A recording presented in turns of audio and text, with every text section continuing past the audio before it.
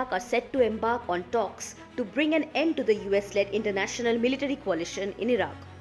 The discussions will reportedly pave the way for a shift towards bilateral relations between the two nations. The significant development comes after a period of stalled negotiations due to the conflict in Gaza.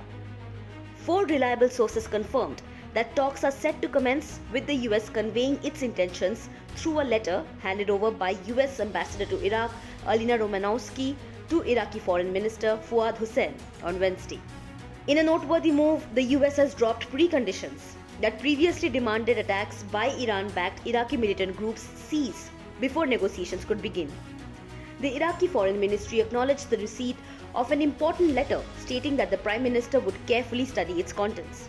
The talks are anticipated to unfold over several months, with the outcome remaining uncertain. There is no immediate prospect of US troop withdrawal, as the United States currently maintains 2,500 troops in Iraq. Their role is to advise and assist local forces, primarily focused on preventing a resurgence of the Islamic State. The US-led coalition, which also includes troops from various European countries, was initially established to combat the Islamic State threat. However, the mission's presence in Iraq has faced growing pressure, particularly amid escalating tensions between militias and US forces.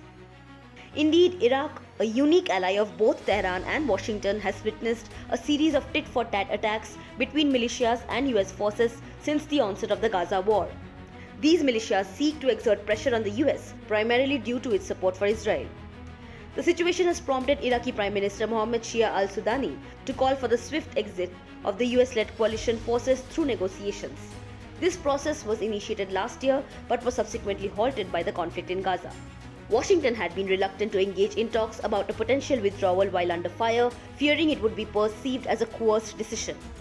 However, recent events have led to a change in strategy as the realization dawned that the attacks were unlikely to cease and the status quo was fostering a steady escalation of tensions.